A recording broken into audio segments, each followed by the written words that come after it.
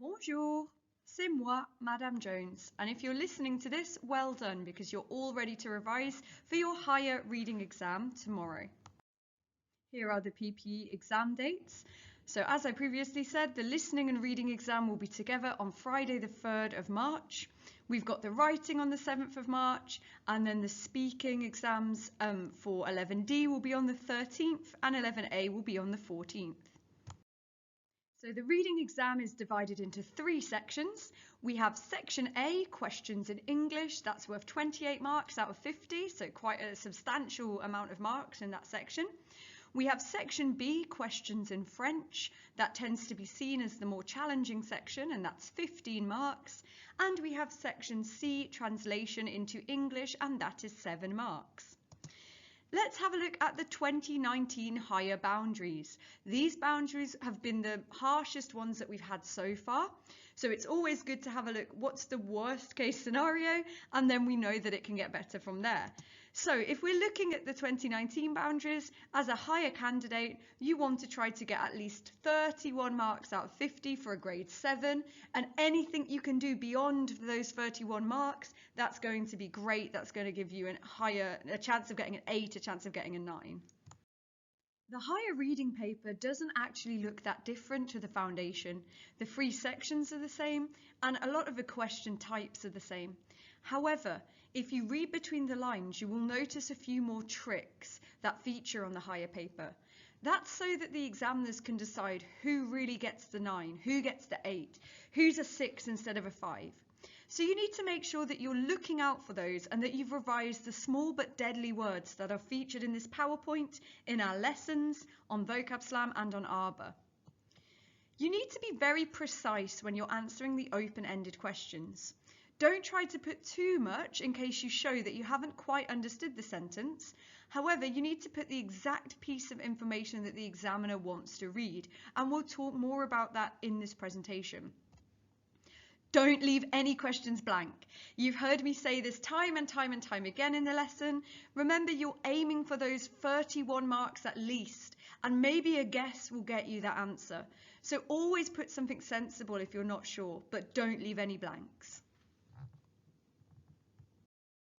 Although section A tends to be seen as the easier section because it's all in English, there are some questions which confuse pupils, and these often tend to be the literature questions. Now bear in mind that although these questions are taken from French novels, they are heavily adapted to be suitable for GCSE. So treat them the same as you would the other reading questions in section A. Always read the opening information so that you have some context. So for example, in this extract, we are told that it's going to be about an 11-year-old who is talking to his family about a girl that he has met. So just as we would with the other questions on this paper, we have a look at the question first to figure out what information we need to track down in the text. This one looks fairly simple. We're just trying to establish somebody's age. So it's testing numbers, which should be very basic knowledge. However, we need to be careful that they might throw in a trick. So for example, it might say, my younger sister, Maybelle, is 10 years old. However, Isabel is 14 years old. So we need to make sure the text is actually talking about Isabel. Let's have a look at it now. Remember that you can always pause this recording and work out the answers before I explain them to you. So as predicted early on, we have a very simple Elle a 12 ans. And as long as you've revised your numbers, which you definitely should have before this exam, you will figure out that the correct answer is B, 12 years old. A fairly simple answer, I'm sure that you will agree. But as I've said before, a lot of people confuse these ones because they look more complicated because you know they're from a novel, but they're actually fairly standard questions. Let's have a look at another example.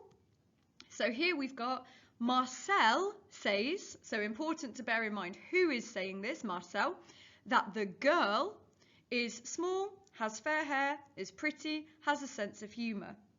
Sometimes you can use the same technique that you might do in the listening, where you add in the words at the side that you know in French to help you look for what you're actually trying to find. However, this is quite time consuming if you're going to do it for every question. So I suggest you just do it for questions that you're finding a little bit more complicated, or you do it in the listening paper during the 5 minutes reading time. So let's scan through now. So we're not looking for what Marcel is, we're looking for what the girl is, and we're looking for Marcel's opinion of the girl. So here we find elle est très jolie. So again, it's pretty easy to match that one up. So if you look at it, these questions are not that complicated. Don't let it confuse you just because it's written in a different style. As usual, most of the text will not help us to find the answer. We are looking for a very specific bit of information and matching it to the question. So if we carry on with the same literature question here, have a go at this one. Remember, you can pause the recording to make sure that I don't give you any spoilers. This one is about what Marcel says about Isabel's father. We've already used the first 2 lines of this text. Can you find the answer hidden in the rest of the text? So I have located it here. Son père est un poète. So again, writes poetry. It's not that complicated if we actually look at it. It's something that we could probably have guessed. The next question, Marcel saw a piano which made him think that Isabel's father liked music, Isabel was a musician, Isabel's house was big, Isabel's father was rich.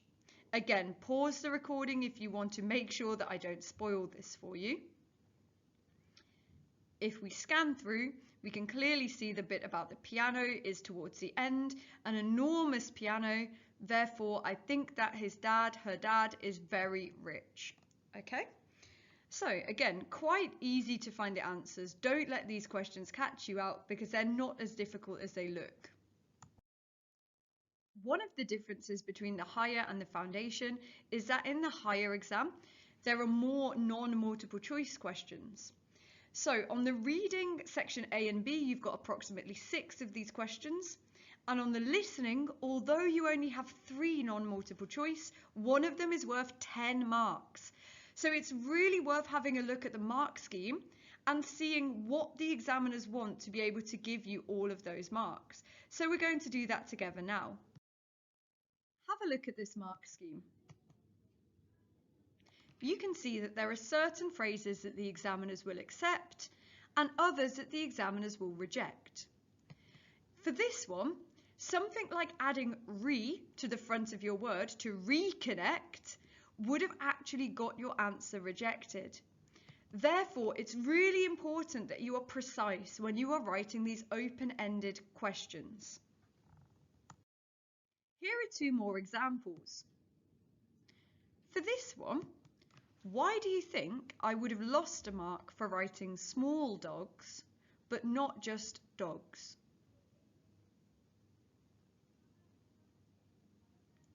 Hopefully you're thinking along the lines that if you look in the answer box, the question clearly says that there are large and small dogs. So if you just say one of them, that's not actually correct.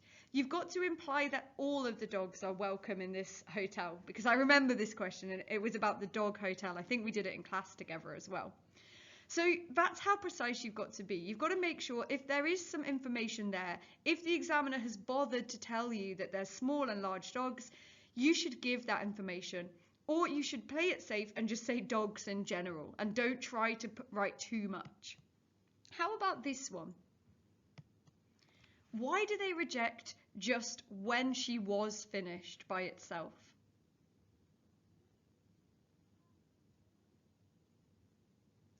So in this one, they're clearly looking for you to be very precise about what she has finished. So they're looking for the idea of school. When she finishes school, after school, when her lessons are done, they're looking for something like this.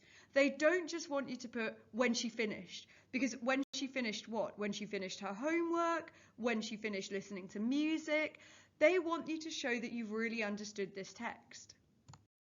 In most cases, you can manage to be very precise if you're looking out for the small but deadly words in the paragraph for the reading or on the listening recording. Can you spot any small but deadly words in this paragraph?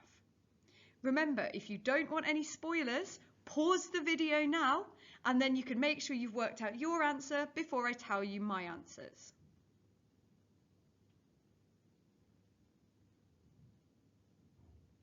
So straight away to begin with, I can see en été. A little bit of detail here about when this is set. It's especially concerning when I see that at the end of this section, hiver. So I see two opposites, summer and winter. Straight before winter, I can see mai, one of the small but deadly words. So in summer, something, something, something, but in winter, something, something, something. So we know that the examiners here could potentially trap us by asking us a question about what happens in summer versus what happens in winter. So we have to be really careful and make sure that we're giving the right piece of information. Later on, I can see car, because that might also lead us down a different path. So we need to make sure that we're looking for these words and not just ignoring them. On the final row, we have au moins, at least. So if you were answering that question, if we have a look at that longer sentence, we can see that it clearly says parler, to speak, une langue étrangère, to speak a foreign language. Now, if we're looking at that word, if we don't ignore that word, to speak at least one second language, and he speaks English and Spanish. So that little word adds a lot of detail, and when we're thinking about being precise, we need to not just ignore these words. Remember, you can find a list of several small but deadly words on Arbor, and you can also practice them on Vocab Slam. So now if we were to answer this question, we've highlighted our deadly words. Remember, you can take a highlighter into the exam and do this for yourself. So let's have a look at the question. It does state you do not need to write in full sentences. So we just need to pick out the precise bit of information that the examiners want. In this question, they ask, what does she say about languages? So as we were previously discussing, it's going to be in this bit here. Pour faire ce travail, il faut être sportive et parler au moins une langue étrangère. So in order to do this job, so she's talking about her brother's job, that's the title of the text, you have to be sporty, that's not about languages, and you have to speak at least one foreign language, and he speaks English and Spanish. So therefore, we could write down he, her brother, speaks English and Spanish. To be a ski instructor, you have to be able to speak at least one other language. This would be a more precise answer. So using a new paragraph, are you able to spot any small but deadly words here? Remember to pause the recording now so that you can have a go by yourself without me just telling you the answers. I would definitely have highlighted jamais, because I can clearly see that there's a negative there, and I have a habit in these tests of going through, looking at the text and highlighting the negatives straight away so they don't catch me out. I might also have put le, because what does the le even refer to in that sentence? It doesn't seem to be before a noun like it usually is, so it must refer to a person or an object that has previously been mentioned in the paragraph. So what would a precise answer look like for this question? Why is this centre ideal for active pets? Again, you can pause it to make sure that you definitely have time to give me an answer. Key thing to bear in mind here is active pets. Why would a centre be ideal for pets who want to be active, not just pets in general? Have a look, see if you can get the answer. Pause to make sure you've got enough time, and then you can replay when you're ready.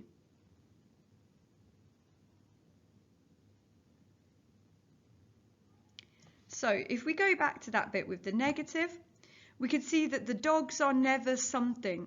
And here, look, we've got cages. So if you're an active pet, you probably don't want to spend all your time in a cage, do you? So these dogs are never in cages. Instead, they prefer to let them roam freely in liberty. They have their own liberty for their comfort. Okay, so the active pets are allowed to go around out of their cage. They're allowed to roam freely. Let's have a look at the mark scheme.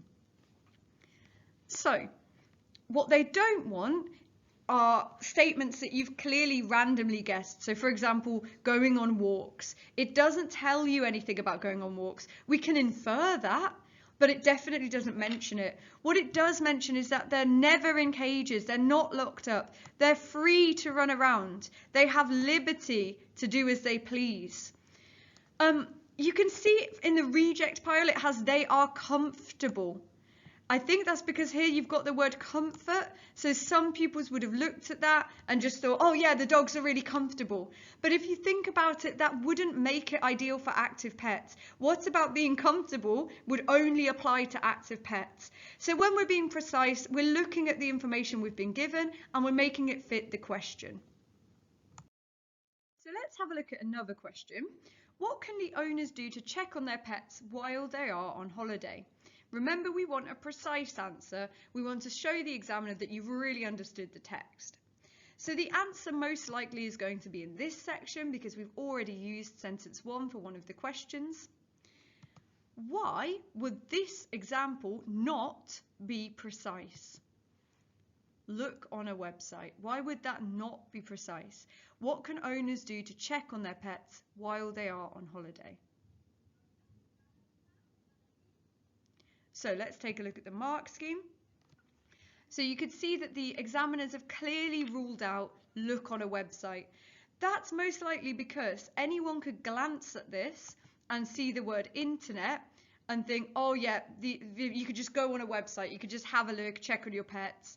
However, we need to be precise. So the real answer, what they will accept is you can watch what your dog is doing by looking at a video. You can watch a video on the website. You can watch CCTV. You can video call them. You could use the internet to video them. So the importance is, because you could just be looking on a website and see some pictures of dogs and you want to know that your dog is safe on holiday. So you're watching this video. That's what this dog hotel is offering to people. So again, another example of how being precise can get you the mark, but being a little bit half-hearted will not get you the full marks. How about this paragraph? Can you spot any small but deadly words here? Remember, pause the recording so you can do this by yourself before I give you the answers. Straight away, I see plus, I see pas, a second example of pas, aujourd'hui, because this is happening today, it's not happening tomorrow, it's not in the past, it's aujourd'hui.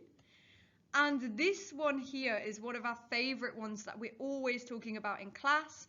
It looks like it would be a negative, but it's a ne que, and they've combined it also with rarely.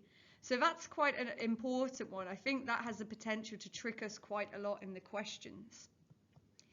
So what would a precise answer look like for this question? What kind of student was Pierre at school?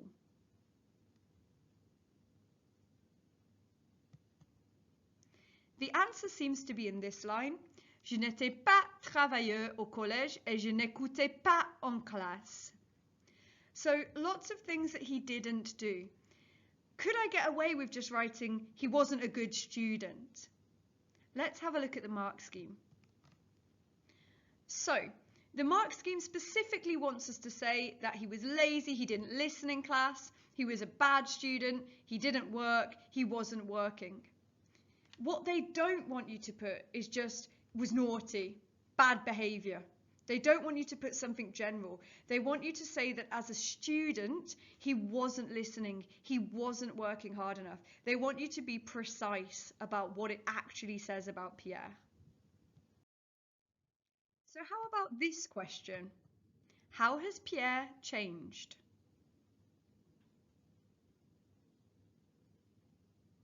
Scanning through the text, I can see here some past tense. Music was my passion. Music used to be my passion. And then we've got a comparison with today. So music used to be my passion. Today, and we've got that very complicated combination of small but deadly words. Today, I only listen, rarely, to rock music. So what does that actually mean? I only listen rarely to rock music. Music used to be his passion. So it seems that he's changed styles. He doesn't really like rock music anymore. He only rarely listens to it. So therefore, when we look at the mark scheme, we don't want to see things, we don't want to see people misinterpreting the negatives and putting he never listens to rock music. He doesn't ever listen to it. They want to see that he rarely listens to it. He seldom, he doesn't often listen to it anymore. That's how he's changed. His taste in music has changed. He doesn't really listen to it as much as he used to do. It's not his passion anymore. So let's have a look at another question. How many small but deadly words can you spot in this paragraph? Make sure you pause so you've got time to do this. I can see a lot in here. I can see très, mais, pas. So I would definitely have my highlighter, and I would have highlighted that one because it's a negative. I could see très again. I could see maintenant, which is a clear indication that they're going to say, I used to blah, blah, blah, but now blah, blah, blah. So that one's a really good one to look out for. It's kind of like aujourd'hui in the previous one. So let's have a look at a poor answer. Why would this one receive 0 marks? What happened when Adam achieved poor grades? He had to redo the exams.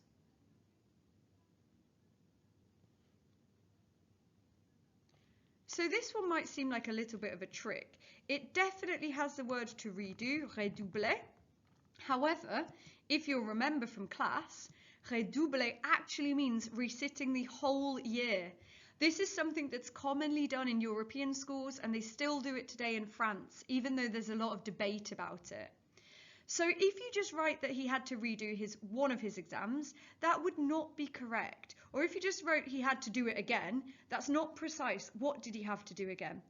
You've got to be precise. If you see anything about redoubler, about retaking, make sure you state that it's retaking the year of that class. Section B looks like the most difficult one because it's all in French. However, if you take a match-up approach and you're very careful about synonyms and antonyms, it shouldn't be too much of a challenge.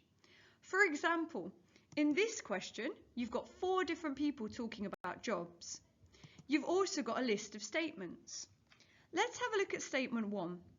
Somebody a travaillé, E with an accent, so we know it's happened in the past tense. À l'extérieur. Somebody worked in the exterior, so that means outdoors. Somebody did a job that was outside. Now, if I'm purely trying to match the same words, I can see straight away that Damien has the word exterior in his paragraph. However, I've got to be smarter than that. I've got to look at what he's actually saying. Did he work outdoors? At the beginning of the sentence, it clearly says, I worked in a hotel.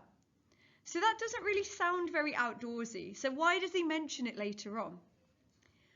I would hate to work outdoors. So that's one of those tricks. We don't want to put Damien for A just by matching up the words, because actually he says that he hates it. But who did work outdoors? If we scan through each person, we can kind of get an idea of where they were working. So for example, Beatrice is working at the Hôtel de Ville, so the town hall. That's not really outdoorsy. Anouk wanted to do a placement in the tourist office, but it doesn't seem like it was a good idea there. It doesn't seem like she could do that. So she ended up in the Centre Commercial. She ended up in the shopping centre. So that leaves us with Christophe. Did Christophe work outdoors? Now, straight away, there's an antonym here, look, interior. So you might think, oh, that's the opposite. Christophe, he worked inside. But actually, if you've been highlighting your negatives, you will see that working indoors is not for him. His dad is a builder and he offered him a placement. He likes to work in the plein air, in the outdoors. So it's clearly Christophe who is going to be the right answer. So you've got to approach these questions a bit like you would a puzzle, by discounting bits of information, by matching other bits of information, but you've got to be really careful. Don't just pick the first word that you see, read around the words. Question 9 on the higher paper tends to be one that pupils find more challenging. However, I think of this question as the copy and paste question. There's normally quite a lot of text, and it tends to be about a government initiative or something that's going on around the world. The questions look like this. You will notice that they are full sentences in French, and they also ask you to answer in French. This is where some pupils find it very difficult to come up with a precise and correct answer. However, the secret to these questions is to look carefully, as we always do, at what the question is actually looking for, find the relevant bit of information in the text, and copy and paste it over. Where you have to be really careful is that you're copying and pasting the right bit. So let's have a look at the first one together. What are the key words in the first question? Well, you've got la durée moyenne. So the duration, average, the average duration of refugees staying in the camp, if we look at the rest of the question. So what time on average do they tend to spend in this camp? So now if we scan through the text for the bit that we want to lift, we can see here, on average, en moyen, 17 années dans un camp de réfugiés. So we can see here we've got clearly an average and then a number. Let's have a look at the mark scheme. As you can see, they are clearly looking for 17 années, 17 years. So this is the answer that they're looking for. Notice that they're going to reject 17 by itself, because that could be 17 weeks, 17 months, 17 hours. They definitely want you to put 17 years. Notice also that they don't want a full sentence. They just want to know the exact bit of information that they have asked for. So for the next one, what is the key phrase? We have livre premièrement.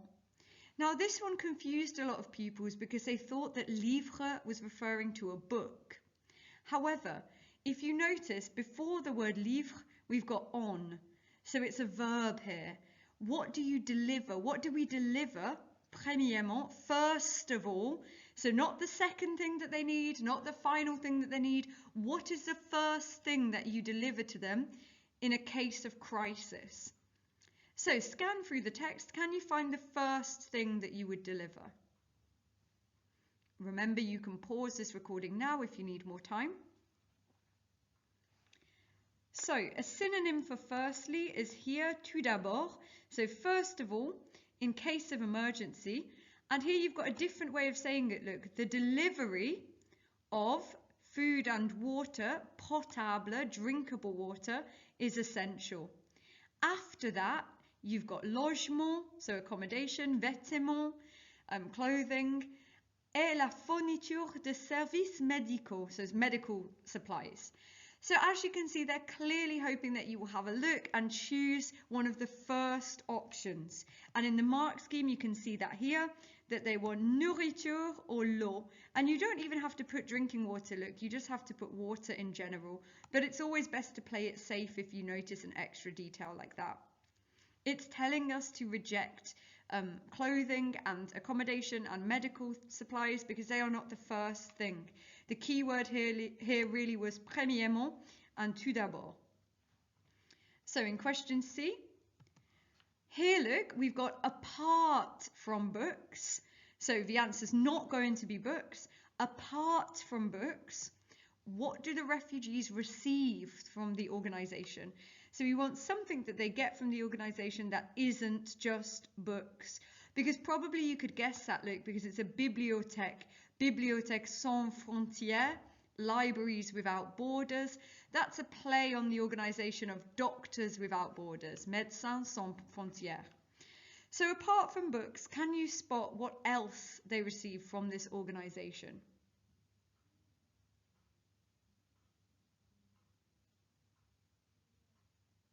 So in the mark scheme, we've got access to culture and information. And you can see that here, look, it provides to refugees access to culture and information. Will they accept anything else? Well, yes, they'll accept to help to reconstruct or recreate links, or une médiathèque en kit, so an ideas box, a kind of box of supplies that they're going to deliver to you. what they won't accept is to just make links again. They want the idea of helping them to make links. So that answer was down here in paragraph 3. And also a little bit, you can see in paragraph 2. So you can see in paragraph 2, you've got the bit about reconstructing links, and you've got the sentence where it says that this organisation helps them to achieve this objective. So what about D? What is the contribution of Philip Stark to the project? So what exactly does he do? What's the point of him? What's his role? So we can easily scan through and find his name here.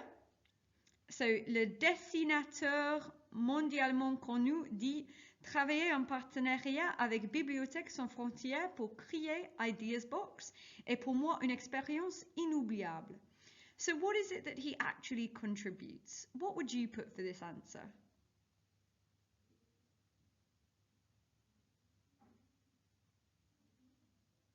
Let's have a look at the mark scheme. Remember to pause if you need more time. So they have put, he is the drawer, he is the designer, he is the person that creates Ideas Box. So you've got this idea of dessiner. You've also got il a travaillé, so he worked in partnership in order to create Ideas Box, or he created Ideas Box, the Médiathèque en kit. So he's the one that's kind of designed it. They don't want you just to lift random things from the text, because if you lift this bit here, it says to work in partnership, unforgettable experience. That doesn't really answer the question. So you've got to mention that he is the person that created this Ideas Box. And the final one, quel est l'avantage principal? What is the principal, what is the main advantage of Ideas Box?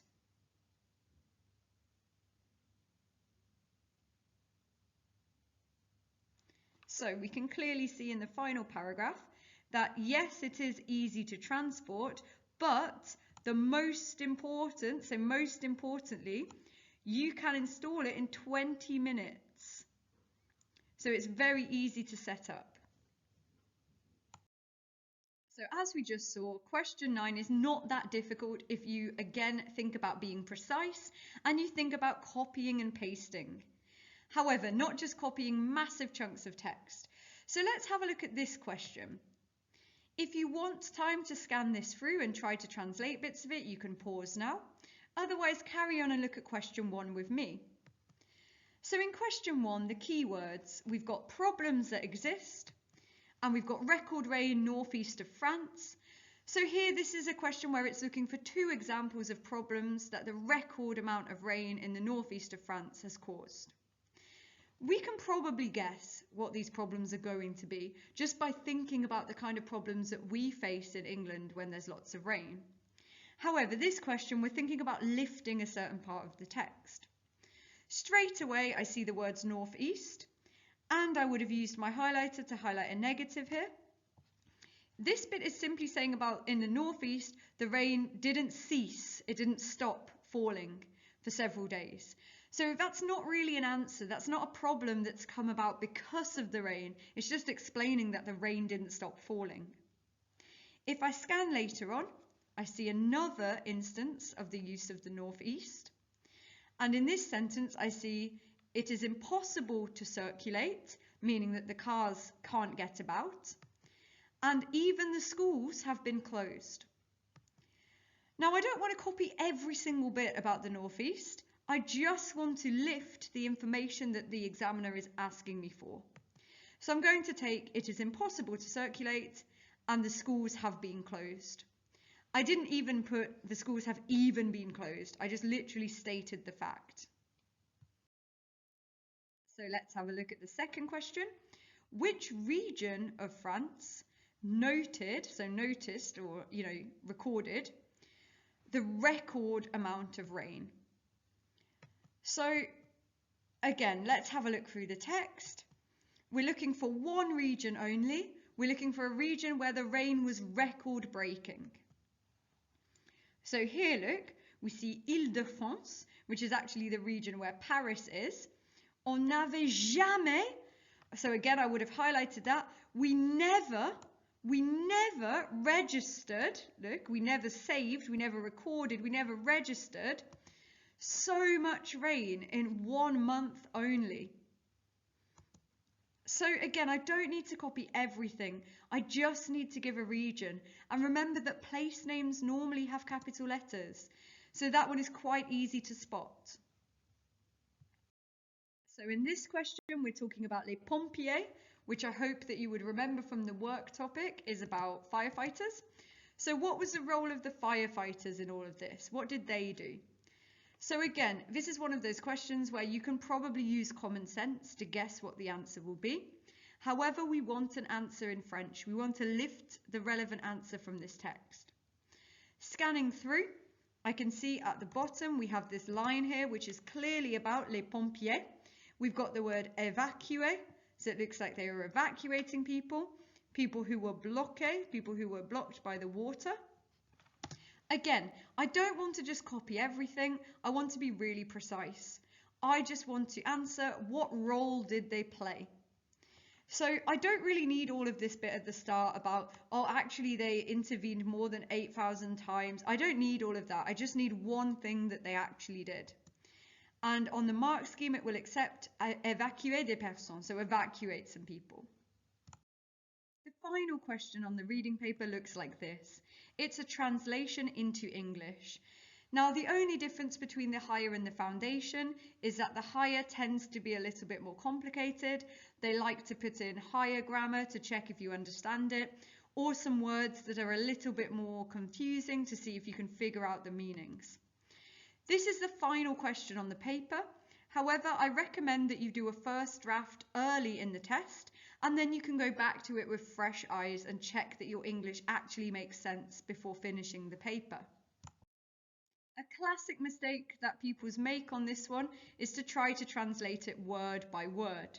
However, if you do that in French, you're going to end up with quite a messy sentence. For example, the one appearing on your screen now. And as a higher candidate, I'm sure that you'd be able to work out that adjectives need to go before nouns and make sure that generally you're not mixing up your French and English word order.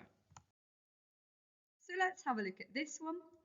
Remember, as I've suggested in class, I would break this up into sections, and it's worth 7 marks, so I would actually look for 7 sections. You can do that now, pause and do it by yourself, or you can watch me do it. I usually pick full stops as my starting point and commas, and then if I don't quite have 7, I look for longer sentences and put some gaps in the middle. Then, instead of looking at individual words, you can gather information section by section. You can treat it like a chunk and try to work out the gist. So in this one, j'apprends l'italien à l'université. You've got these different sections. You know that you've got something about I am the one doing the action.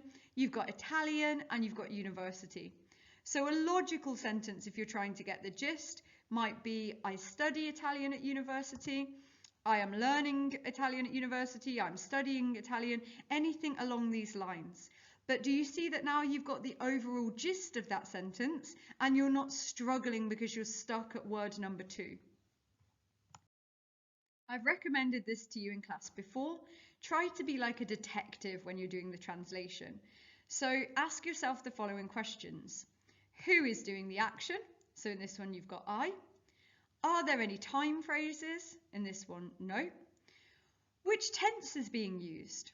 Well, here we don't have E with an accent. We don't have anything about je voudrais or je vais, so it's just present tense. Are there any negatives? Here, no. Are there any small but deadly words? For example, I like studying this, but I'm not going to do it next year, something along those lines. And what is the gist of that sentence? How about this one? So in this sentence, you've got mon frère, my brother. You've got a negative. So it's my brother is not or does not want, something along those lines. It's got to be something negative about the brother. For this one, again, we've got a mention of he, and we've got a tense here. He is going to do. For this one, I'm hoping that straight away you're thinking, oh, miss, look, E with an accent. Because every time you see that, I'm sure by now you should recognize that it's past tense. This one here, again, notice things such as mon, my, okay, son or sa would be his or her. In this one, you've got a little word, you've got if we speak another language. And finally, in this one, again, we're still on the topic of, we're still on the person we. So if we speak another language, we can. And be careful of things, such as these false friends. So this is not travel, this is work, we can work. And this is not to pay, this is a country. So we can work in a different country if we speak another language.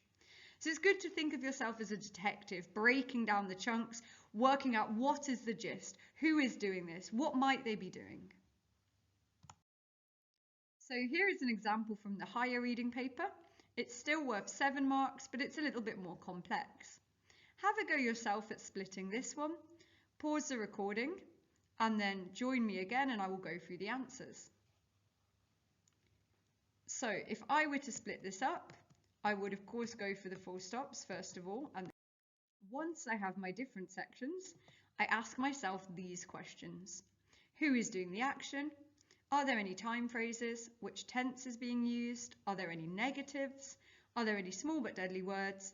What is the gist? What are they trying to communicate to me? And can I communicate that in a different language to someone else?